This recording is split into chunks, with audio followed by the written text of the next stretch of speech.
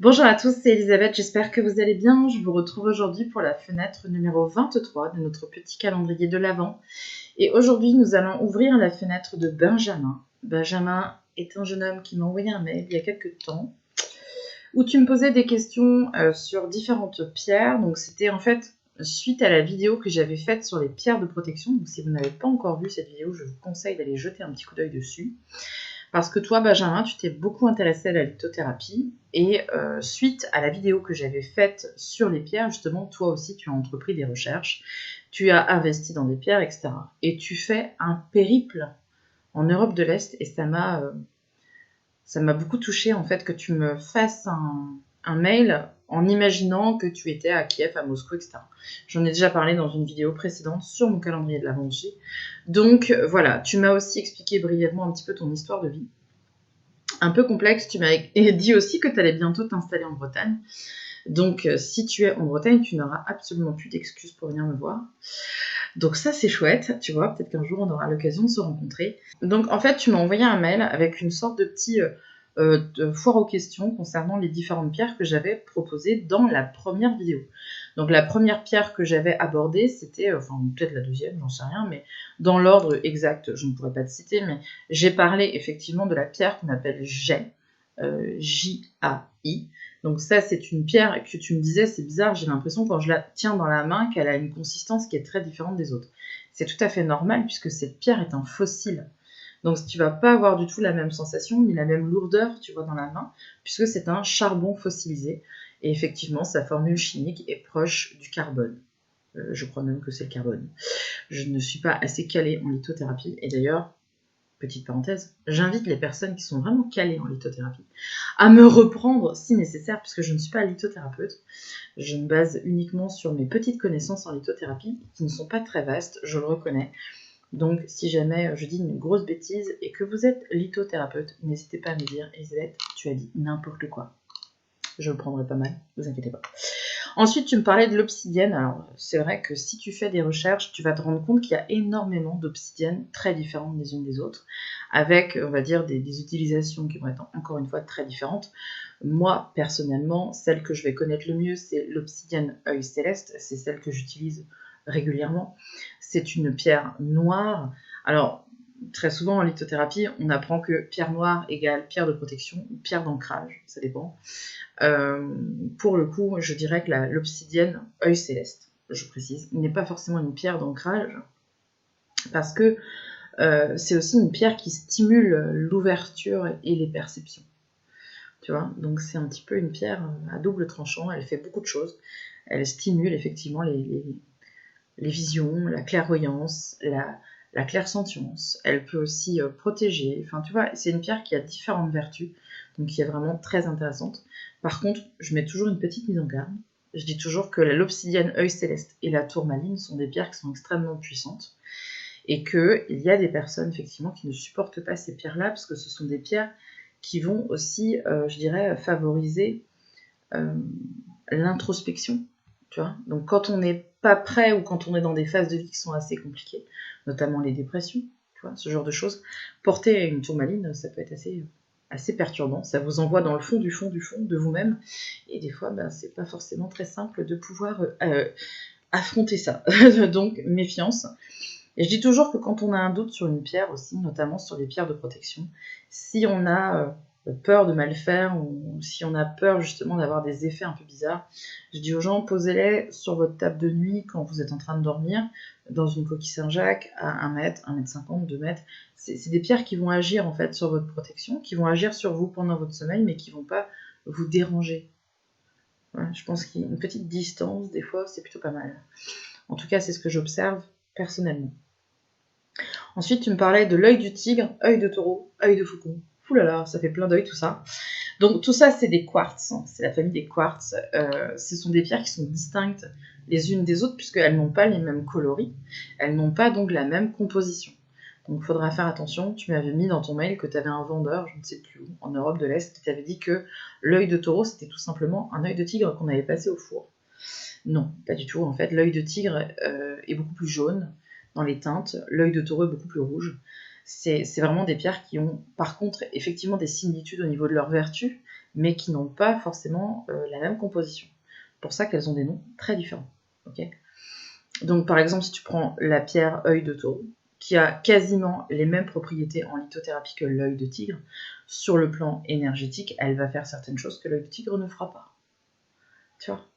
Donc, intéresse-toi vraiment aux différences de pierres, si vraiment c'est un sujet qui te passionne, parce que je pense que la lithothérapie, quand on ouvre le dossier lithothérapie, pouf, on n'arrête pas, et puis je pense qu'on devient vite aussi adepte aux petits cailloux, hein. On en veut un, puis on en veut 10, puis on en veut plein. Moi j'en ai plein, j'utilise quotidiennement la lithothérapie. Ça m'a complètement sauvé la vie, même si il y a encore des gens qui sont très sceptiques par rapport à ça. Si j'avais découvert la lithothérapie quand j'étais enfant, ou quand j'étais adolescente ou jeune adulte, ça m'aurait franchement servi, puisque quand on utilise ça de manière quotidienne et quand on s'y intéresse, on suit bien la purification, etc., on a bien compris comment on s'occupait des pierres et des cristaux, c'est vrai que les effets sont particulièrement bluffants.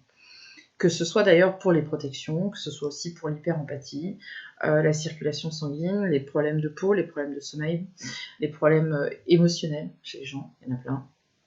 Il faut vraiment s'y intéresser, si on y croit bien sûr, parce que si vous n'y croyez pas, ça va être compliqué. Très très très très compliqué. Tu me disais aussi concernant l'œil de tigre qu'on t'avait conseillé de ne pas dormir avec un œil de tigre parce que ça pouvait justement agir sur le sommeil, ça pouvait perturber le sommeil. Moi personnellement, je te dirais que ça fait à peu près 4 ans que je dors avec un œil de tigre et ça ne me dérange absolument pas. Donc je pense aussi qu'on a tous une sensibilité, un émotionnel, etc. Et que selon les pierres qu'on va utiliser, on va plus ou moins bien être réactif. Là encore, je pense que c'est du cas par cas. Moi, quand je dis par exemple que j'utilise beaucoup le lapis lazuli quand je vais dans les hôpitaux, dans les structures, des choses comme ça, pour pas me laisser complètement envahir et pas avoir le moral complètement dans les chaussettes quand je sors de là, moi je vais utiliser le lapis lazuli, sur moi il fonctionne très très bien, et peut-être que sur une autre personne il va moins bien fonctionner. On est tous différents. D'où l'intérêt, je dis tout le temps aussi, d'où l'intérêt d'aller dans une boutique ésotérique, dans une boutique de pierre, une boutique de lithothérapie plutôt, Elisabeth, et de se laisser guider par son instinct. Il y en a plein des boutiques de lithothérapie, vous tapez ça sur Google et vous allez forcément trouver une pas loin de chez vous, ou pas très loin de chez vous. Faites le déplacement, allez dans la boutique, vous allez recevoir les meilleurs conseils, ça c'est sûr, puisque c'est des spécialistes pour ça. Ils vont vous expliquer comment on fait, comment on programme une pierre, comment on la déprogramme, comment on la purifie, comment on l'utilise. C'est le but, hein, c'est des spécialistes, hein, il faut leur faire confiance. Et puis surtout, vous allez peut-être être attiré de façon tout à fait naturelle vers une pierre. Et là, laissez-vous guider. Parce que si la pierre, elle vous parle, il y a forcément quelque chose. Il y a forcément un truc à comprendre. Quand j'avais fait Brocéliande, le premier atelier Brocéliande qu'on avait fait, il y avait Christelle, une des participantes, qui avait décidé de faire un petit jeu, un petit cadeau, si en même temps elle avait offert, en fait c'était dans des papiers, hein, c'était emballé, une petite pierre à chacun des participants. On a mis les pierres dans un panier et chacun notre tour on a tiré au hasard la pierre. Eh ben, figurez-vous que le hasard, qui n'existe pas, fait très très bien les choses parce que la pierre que chacun des participants a tirée était une pierre qui justement correspondait tout à fait à la situation actuelle dans laquelle la personne était. Donc, j'ai retenu cet exercice-là et du coup, à chaque fois qu'on va à Brocéliande, je fais maintenant cet exercice. En fin de stage, chacune repart avec un petit cristal ou avec une pierre, etc. Mais il n'y a pas de hasard. Souvent, il y a une correspondance dans la pierre qu'on a choisie et finalement la situation de vie dans laquelle on est. Donc laissez-vous guider tout simplement, et puis une petite pierre, ça ne va pas vous coûter une fortune, mais ça peut effectivement agir sur bien des choses. Il suffit d'y croire. Après, si vous n'y croyez pas, que vous êtes complètement fermé, effectivement, passez votre chemin et ne vous embêtez pas avec la lithothérapie. Mais en tout cas, moi, aujourd'hui, c'est quelque chose dont je ne pourrais absolument pas me passer. C'est impossible. Partout où je vais, alors partout où je vais, si je vais faire mes courses, je ne prends pas forcément mon sac de pierre sur le dos, mais si je vais passer une nuit quelque part, ou si je vais en vacances, si je vais forcément en séminaire, voilà, j'ai toujours un petit sac en toile de jute, et dedans je mets mes pierres de protection parce que ça me permet de passer des nuits convenables, de ne pas être trop chahutée, de ne pas être trop polluée et de ne pas me laisser aussi trop envahir par les énergies des gens que je vais croiser. Je crois qu'on a fait le tour, Benjamin. Je te remercie vraiment et très sincèrement de m'avoir envoyé ce mail et cette petite synthèse par rapport à cette vidéo qui avait bien passionné les foules, parce que c'est une des vidéos qui a le plus fonctionné. Donc je pense que la lithothérapie, c'est quelque chose qui va devenir au fil du temps peut-être une aide, un outil qui peut vous aider. Ça ne sera pas forcément la solution, mais ça peut être un outil vous permettant de solutionner certains problèmes. Voilà, je te remercie en tout cas Benjamin de m'avoir posé cette question et puis je te dis à très bientôt. Et je dis aussi à très bientôt à tout le monde puisque demain je vous retrouverai pour la vidéo numéro 24 de notre calendrier de l'Avent. Très belle soirée à tous, salut!